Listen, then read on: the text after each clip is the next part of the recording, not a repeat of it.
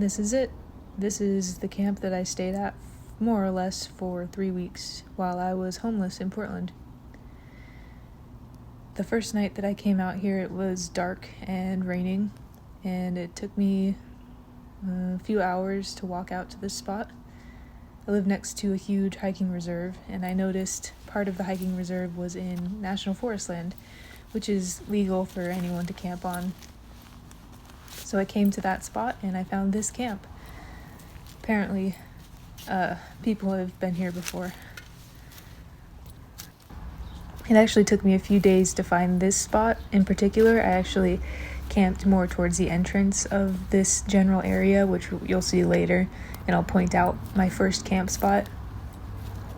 But when I came up here, finally, the person who was living here was moving out, and he kind of gave me his blessing to move in and start cleaning up the stuff that was left. And he would come through every once in a while and just pick up random stuff.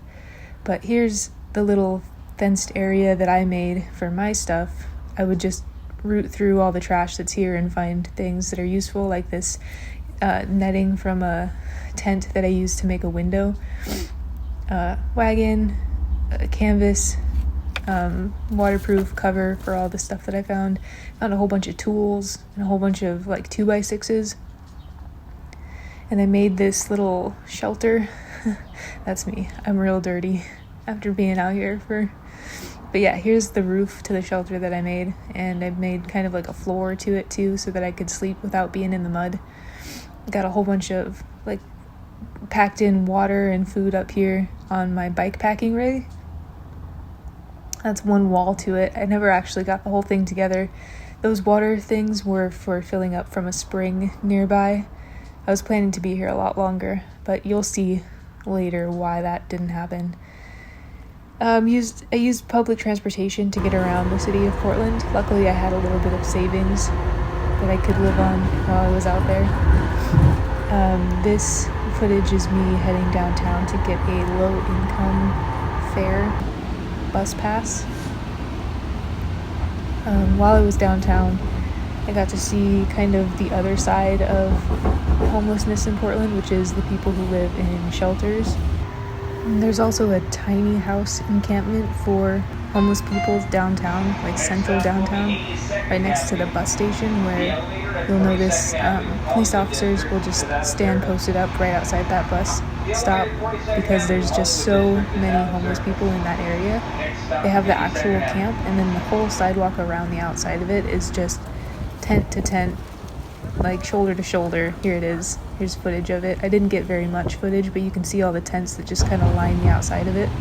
I had a storage unit that I would keep my bike in during the day so that it wouldn't get stolen, along with all of my other important documents like my social security card, any cash money that I had, and my birth certificate, all that kind of stuff.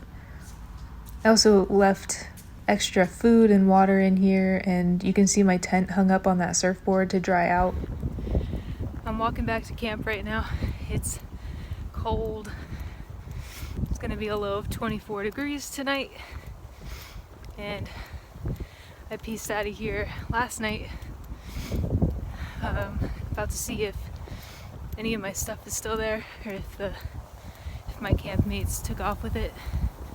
If there is some stuff there, there's an axe that I want to bring to Mama Star and see if maybe she's got a hatchet she can trade me for, because hatchet would probably do me a lot more good than a whole huge axe.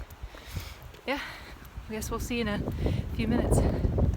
So as you can probably tell, some people moved into my camp at this point, and I had started to meet some of the other locals of the trail. This is known as the Springwater Bike Trail by the locals. This is the entrance to the area that I've been camping in. This is the easiest place to get my bike up and over and into it. You can see this big flat open area, and then you walk in and there's just a whole bunch, like a whole system of camps that were down in here. On the left up here is where my first camp was that first night, and I was just in my tent right here. And And I'm gonna eat shit, trying to show that to you. All right. And up ahead, you can see all of the shit that I had dragged out of the camps behind us now. Just kind of trying to clean it up a little bit.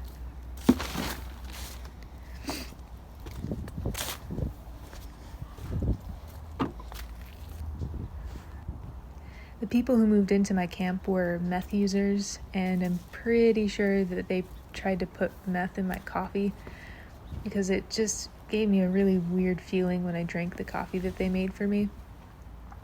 And I can also tell that it was two people and they were in a relationship that was super, super toxic. You can see here that as soon as I left, they ate all of my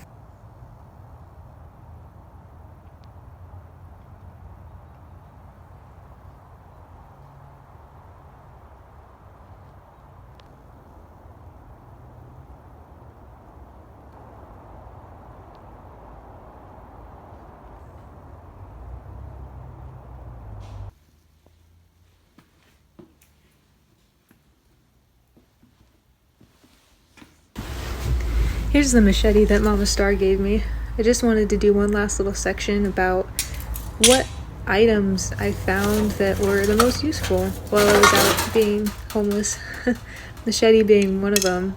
I didn't use it that much, but it was nice to have as just to show people that I had some kind of defense mechanism, you know.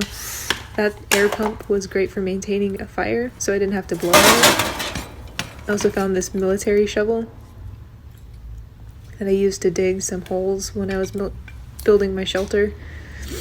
This is a bottle of bleach and water that I used to clean out pots and pans so that I could eat out of them when I found them out there. I don't think I would have eaten out of them otherwise. Some tin foil, little broom, more foil. These metal things, I don't know what they were originally for, but they worked really great as like a wood stove chimney when you put them together. I grabbed them because I was expecting to be out for a bit longer in the wintertime, and I bought these hand warmers and some instant fuel, like warmth in a can, heat in a can, whatever you call it, handy fuel, Sterno. I was gonna burn that inside of the tent, inside of the metal things, and kind of make like a wood stove inside there. That's a 2-person tent that came from like Food Drive. And I got that hatchet that I was talking about. I think this thing is from like clay. I thought it would be cool to build like clay bricks and wood fire them out there if I had been here for as long as I expected to be. I grabbed a whole bunch of these little hand saws because they came in a lot of handy when I was collecting firewood and etc. I think that thing was for breaking windows. Little scraper, potentially for getting sap, because sap burns really well. This plastic tubing was supposed to be used to build an outdoor shower.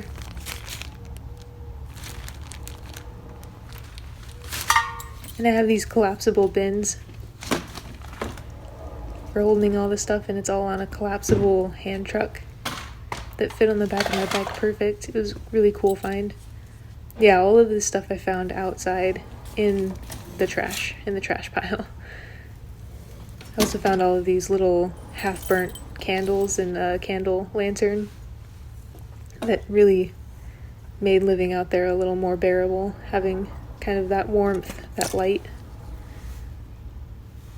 And then I have a whole bunch of food stuff that I had been storing up that I have no need for, so I'm going to end up giving all of this stuff to someone that I met on the trail who, I don't know if I could say that they deserve it, but they definitely need it. So I got a whole bunch of random stuff that won't go bad if it goes unrefrigerated. Some of it was stuff that I got from the food drive too. A whole thing of tea. Oh, and a bike repair kit and a water bottle today. This is a bag of It's a canvas bag, so you can use the canvas to do tent repairs, like cut pieces of fabric out of it, and then it's also filled with random repair items like twine, wire, duct tape, extra matches, an extra lighter, electrical tape.